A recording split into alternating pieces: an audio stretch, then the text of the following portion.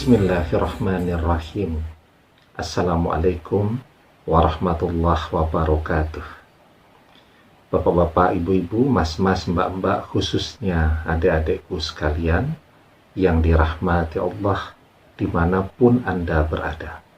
Kembali di IIP Channel bersama saya, IIP Wijayanto. Kali ini kita akan membahas tema 3 hal yang harus diperhatikan agar amalanmu menjadi manjur. Ya. Jadi kita sudah memilih ya amalan yang paling cocok untuk kita amalkan. Kita pernah bahas dalam salah satu video sebelumnya di channel kita ini cara memilih amalan atau amaliyah yang paling cocok dengan kita. Nah, jika kita sudah dapat nih amalan yang paling cocok untuk kita amalkan, maka agar amalan ini menjadi manjur, ya, itu harus memperhatikan 3 hal, ya. Jadi ada tidak orang yang minum obat, tetapi obatnya tadi tidak memberikan perubahan apapun kepada dia, ya sakitnya tetap jalan terus. Kenapa demikian? Bisa jadi karena dia meminum obat yang tidak tepat, ya. Jadi misal dia nyeri otot, ya, pegel-pegel tuh, dia meminum obat misal sakit perut, padahal seharusnya yang diminum obat pegel misal begitu kan, atau batuk, seharusnya minum obat batuk, tapi yang dia minum obat pusing misal begitu. Nah, jadi ya batuknya akan jalan terus. Nah, atau dia meminum obat yang tepat tetapi tidak sesuai dengan petunjuk. Jadi kalau mau memilih obat yang tepat ya harus bertanya kepada dokter, ya, dokter yang memberikan resep obat, konsultasi kepada apoteker, ya. Kemudian setelah obat yang tepat didapatkan, ya meminumnya juga harus sesuai dengan petunjuk dari dokter. Ya, kalau petunjuknya minum obatnya 3 kali minum setiap hari, ya lakukan agar efeknya maksimal. Ini dikasih obat kemudian melakukan suka-suka sajalah. Jadi minumnya kalau kata dokter 3 kali sehari, dia minumnya sekali sehari saja, besoknya lupa dan seterusnya tadi. Nah, jadi obatnya menjadi tidak maksimal. Nah, itu seperti itulah kurang lebih, ya, ilustrasinya. Ketika orang mengerjakan sebuah amaliyah, sudah memilih amaliyah yang tepat begitu, yang berjodoh dengan dia, tetapi dia tidak mengamalkannya sesuai dengan petunjuknya, sehingga menjadi tidak manjur atau menjadi tidak terlalu manjur. Nah, jadi yang harus diperhatikan, ya, yang pertama, ketika mengerjakan sebuah amaliyah itu orang harus menghayatinya. Menghayatinya caranya bagaimana? Tahu apa makna, apa arti dari setiap kalimat yang dia bacakan. Ya. Jadi maka kita memilihkan amaliyah yang ayatnya tidak panjang, ya, sehingga memahami arti dari ayat yang kita amalkan tadi itu bisa kita lakukan. Kalau terlalu panjang nanti kita bingung.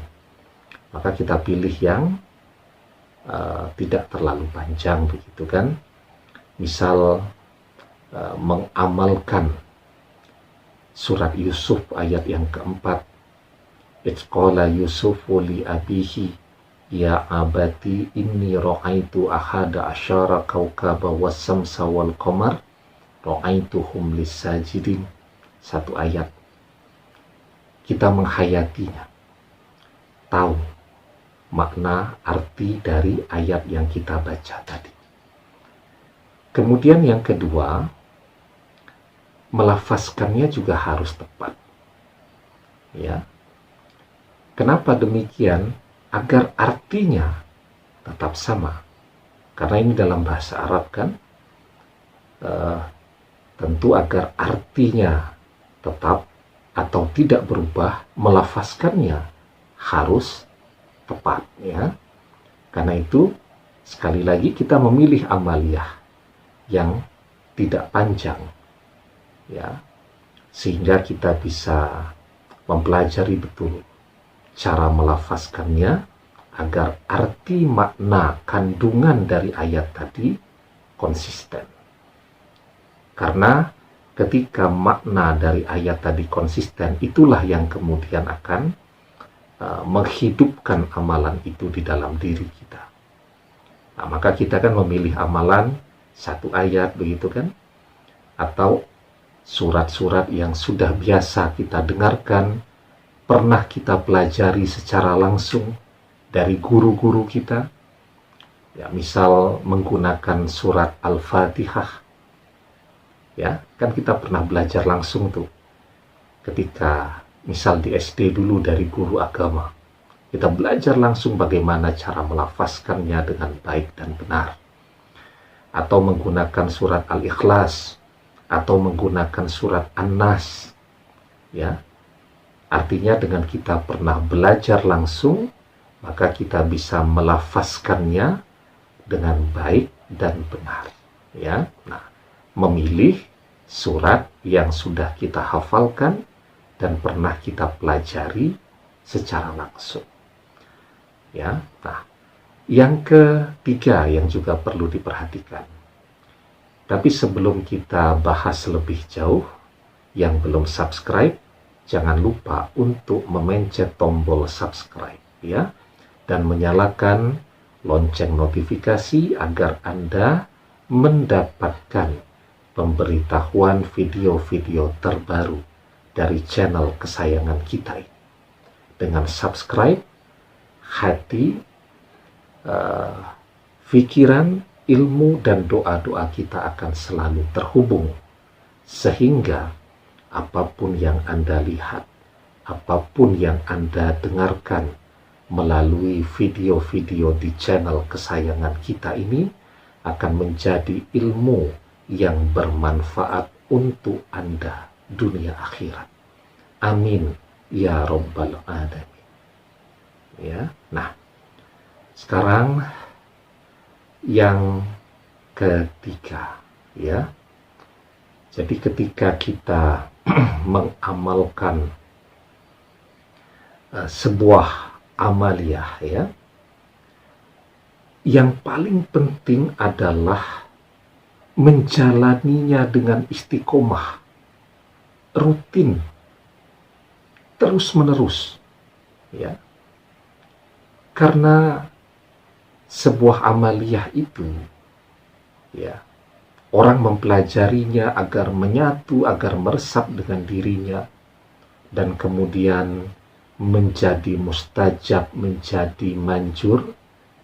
Itu dibutuhkan ketekunan, dibutuhkan kesabaran, dan istiqomah. Itu yang paling penting. Seperti halnya orang belajar di sekolah, kan tidak mungkin langsung jadi sarjana. Ada tahapannya. Dari TK masuk ke SD, SMP, SMA, kuliah, baru jadi sarjana. Begitu. Orang latihan bela diri itu, latihan karate. mulai dari sabuk putih dulu, ya, 6 bulan. Kemudian setelah itu ujian kenaikan tingkat atau ujian Q kalau disebutnya di sana. Naik sabuk kuning 6 bulan lagi, latihan lagi itu selama 6 bulan. Kemudian setelah itu ujian Q lagi, ujian kenaikan tingkat.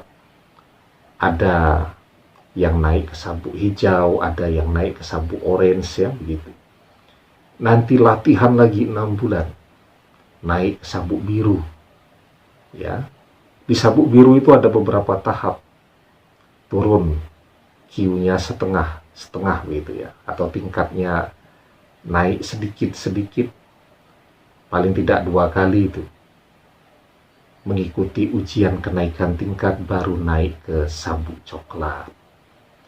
Kalau sabuk coklat itu di karate itu Q-nya Q3, rata-rata begitu. Nanti butuh 3-4 kali sampai Q-nya jadi setengah atau 1. Nah itu baru bisa mengikuti ujian untuk mengambil sabuk hitam atau dan 1. Lama tuh waktunya yang dibutuhkan, ya. Seperti itu juga orang yang mengerjakan amaliyah pelan-pelan, setahap demi setahap, istiqomah, rutin, ya. Karena itu dipilih kan amaliyahnya jangan yang panjang-panjang, agar tidak lama di dalam mengamalkannya. Karena kalau yang panjang dan lama, biasanya orang cepat bosan, cepat jenuh. Ya 5-10 menit setiap mengamalkan, yang penting dilakukan rutin setiap hari. Ya. Di dalam sebuah hadis kita diajarkan, ahabbul a'mali ilallahi ta'ala adwamuha wa in qalla.